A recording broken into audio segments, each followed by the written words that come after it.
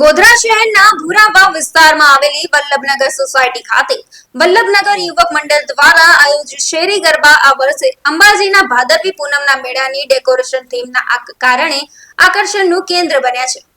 ગોધરામાં પ્રથમ વખત જ આ પ્રકારની થીમ રાખવામાં આવી છે, જેમાં ગરબા ચોકને ભાદરવી પૂનમના મેળાના ડેકોરેશનની જેમ સજાવવામાં આવ્યો છે અને વચ્ચે માતાજીની ગરબાનું સ્થાપન કરવામાં આવ્યું છે।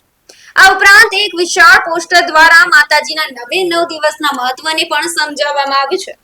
યુવક મંડળ દ્વારા દર વર્ષે અલગ અલગ થીમ રાખવામાં આવે છે, પરંતુ આ વર્ષની અનોખી થીમ ગોધરાવાસીઓ માટે ખાસ બની છે। આ આયોજનમાં ખેલૈયાઓ મ્યુઝિક સિસ્ટમ પર રાસ ગરબાની રમઝટ માણે છે, આરતી પૂજન કરે છે અને માતાજીની ભક્તિમાં લીન થાય છે।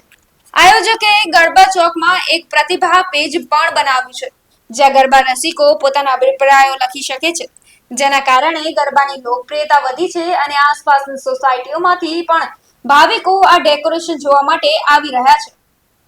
હાલ નવરાત્રીનો તહેવાર ચાલી રહ્યો છે। અમારી સોસાયટીનું નામ વલ્લભનગર છે। અમારી સોસાયટીમાં 1991 થી નવરાત્રી મહોત્સવનું આયોજન થાય છે।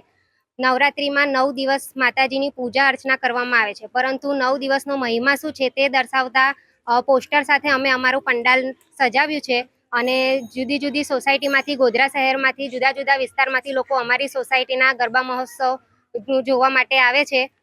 નવરાત્રીનો તહેવાર ચાલી રહ્યો છે। ગોધરા શહેરમાં વલ્લભનગર સોસાયટીમાં છેલ્લા 35 વર્ષથી અમારી નવરાત્રીનું આયોજન વલ્લભનગર યુવક મંડળ દ્વારા થાય છે। આ વખતે અમારે અંબાજીની ભાદરવી પૂનમની થીમ અહીંયા રજૂ કરેલ છે। તેમાં છેલ્લા 35 વર્ષથી અમારી વલ્લભનગર સોસાયટીમાં નવરાત્રીનું સારામાં સારું આયોજન થાય છે, શહેરી ગરબાનું।